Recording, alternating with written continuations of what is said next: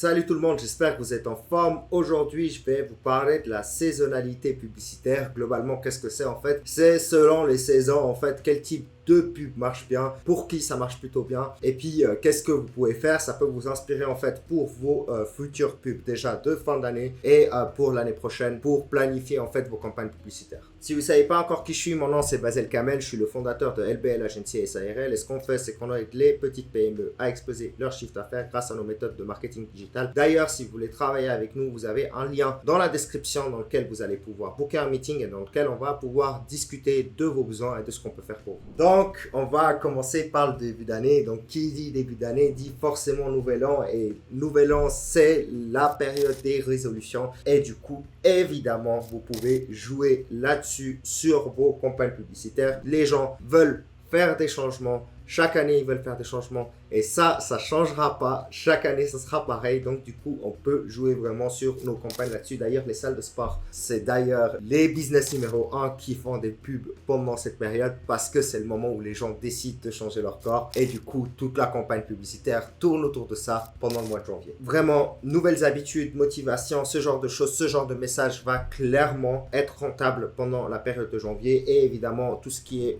formation, coaching, fitness, bien-être, etc.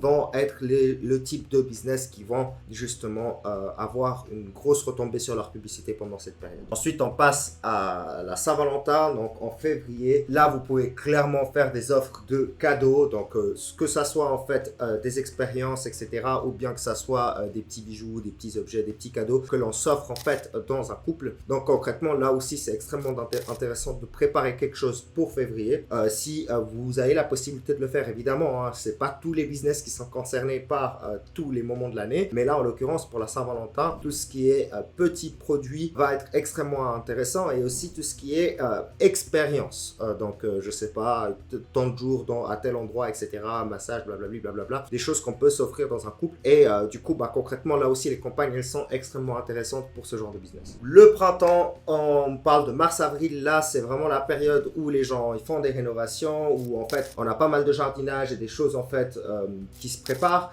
On a aussi les vacances de Pâques qui arrivent, donc concrètement vous pouvez jouer là-dessus aussi. Donc globalement en fait les gens cherchent à renouveler des choses parce qu'on a passé l'hiver, c'est là où il y a beaucoup de gens en fait qui font des rénovations et qui changent quelque chose dans leur jardin, etc., etc. Donc c'est aussi le moment justement de proposer un renouvellement quelque part. Et il y a toute la partie de vacances de Pâques sur laquelle vous pouvez jouer et aussi faire des offres de Pâques à ce moment-là. Donc vraiment extrêmement intéressant aussi pour avril de faire des offres.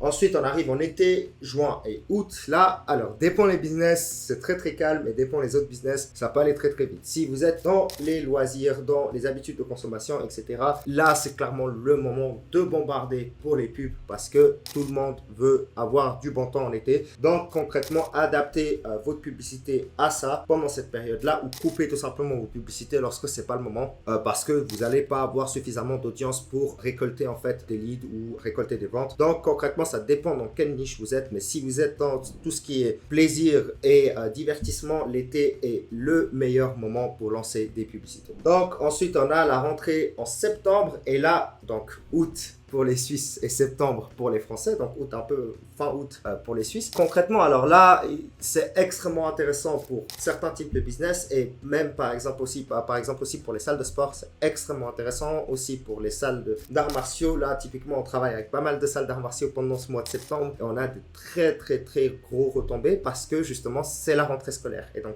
qui dit rentrée scolaire dit des parents qui cherchent des activités sportives pour leurs enfants, et donc rien de mieux que de faire des pubs d'activités sportives pour les enfants pendant cette période. Donc ça c'est un exemple où vous pouvez jouer sur l'histoire de productivité, une nouvelle année qui commence, etc. et puis vendre du matériel, de l'éducation, etc., des fournitures et aussi des abonnements et ce genre de choses pour la rentrée parce que les gens reviennent, et du coup c'est aussi le moment comme nouvel an de proposer justement un changement ou quelque chose pour cette nouvelle année scolaire. Ensuite, on a Halloween. Alors, Halloween, ça va être beaucoup plus dans les décorations et autres. Honnêtement, il n'y a pas énormément de campagnes qui se font pendant Halloween. Vous pouvez jouer dessus, évidemment, avec les créatives et les vidéos, et puis faire des offres là-dessus aussi. Mais Là où ça sera clairement plus intéressant, c'est de faire des grosses offres pendant le Black Friday et le Cyber Monday, où là, ça vraiment, ça tape en termes de offres et en termes de retour sur investissement. Là, il ne faut pas hésiter justement de faire des campagnes qui sont plus agressives parce que c'est le moment de faire des campagnes agressives. Vous n'allez pas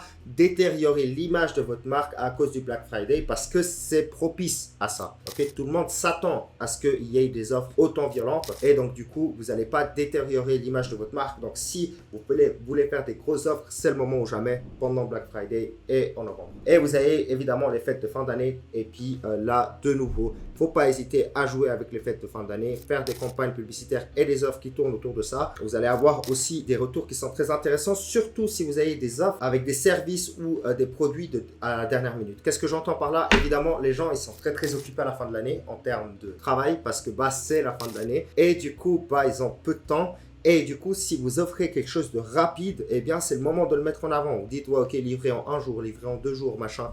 Le service, il est fait tout de suite, machin. Ça va très bien marcher parce que justement, c'est la période où les gens sont très occupés, mais ici aussi, ils sont très poussés à la consommation. Donc, c'est le moment de mettre en avant votre vitesse si vous avez quelque chose de ce genre. Évidemment, voilà, du coup, les campagnes sur l'ensemble de l'année, il ne faut pas hésiter à les planifier à l'avance en fonction des périodes critiques en fait et de préparer un budget en conséquence. Il ne faut vraiment pas hésiter à utiliser ces événements saisonniers justement pour augmenter vos chiffres parce que vraiment ça peut avoir un impact dessus. Et puis évidemment jouer si vous êtes une entreprise locale sur les événements régionaux en plus que ce qu'on a dit aujourd'hui. Donc voilà, j'espère que la vidéo était intéressante. Si jamais ce genre de contenu vous intéresse, n'hésitez pas à vous abonner, à lâcher un like et autres. Et si vous avez quelque chose à rajouter, n'hésitez pas à le dire dans les commentaires. Aussi, si vous voulez travailler avec nous, comme je l'ai déjà dit, vous avez un lien en dessous, un calendrier dans lequel vous allez pouvoir booker un meeting et dans lequel on va pouvoir discuter ensemble de comment est-ce qu'on peut vous aider concrètement. Allez, c'était Basel, à tout bientôt.